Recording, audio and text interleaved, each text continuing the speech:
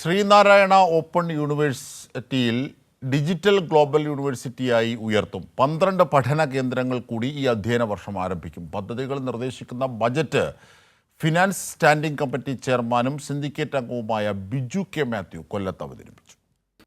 ശ്രീനാരായണ ഗുരുദേവന്റെ സൂക്തങ്ങൾ വായിച്ചുകൊണ്ടായിരുന്നു finance standing committee ചെയർമാനും സിൻഡിക്കേറ്റ് അംഗവുമായ ബിജു കെ മാത്യുവിന്റെ ബജറ്റ് അവതരണം. തിരുവനന്തപുരത്ത് റീജിയണൽ കേന്ദ്രം ഉടൻ ആരംഭിക്കും. പേപ്പർ രഹിത ഭരണ നിർവഹണത്തിനായുള്ള ഈ ഓഫീസ് സംവിധാനം 2025-26 സാമ്പത്തിക വർഷം തന്നെ സ്ഥാപിക്കും. 140.40 കോടി രൂപ വരവും 152.17 കോടി രൂപ ചെലവും 11.77 കോടി രൂപ കമ്മിയും പ്രതീക്ഷിക്കുന്നതാണ് ബജറ്റ്. സർവകലാശാലയ്ക്ക് വസ്തു വാങ്ങുന്നതിനും നിർമ്മാണ പ്രവർത്തനങ്ങൾക്കും 26.02 കോടിയും ആസ്ഥാന മന്ദിര നിർമ്മാണത്തിന് 30 കോടിയും ബജറ്റിൽ വകയിരുത്തി.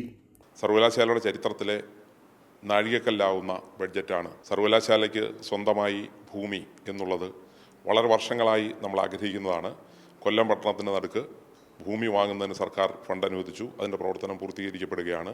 കോഴിക്കോട് NIT ആണ് കൊല്ലത്തെ ഏറ്റവും മഹത്തായ വിദ്യാഭ്യാസ സ്ഥാപനത്തിൻ്റെ പ്ലാൻ തയ്യാറാക്കുന്നത്. അതിന് ഉള്ള പ്രവർത്തനങ്ങൾ ഉൾപ്പെടെ ഈ ബഡ്ജറ്റിലാണ് നീക്കിവച്ചിട്ടുള്ളത്.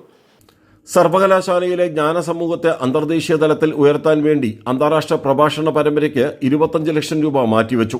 തദ്ദേശ സ്വയംഭരണ സ്ഥാപന പ്രതിനിധികൾക്കുള്ള കോഴ്സിന് പുറമെ സഹകരണ സംഘം ഡയറക്ടർ ബോർഡ് അംഗങ്ങൾക്കുള്ള കോഴ്സും ഭരണസമിതി അംഗങ്ങൾക്കുള്ള സർട്ടിഫിക്കറ്റ് കോഴ്സും തുടങ്ങും.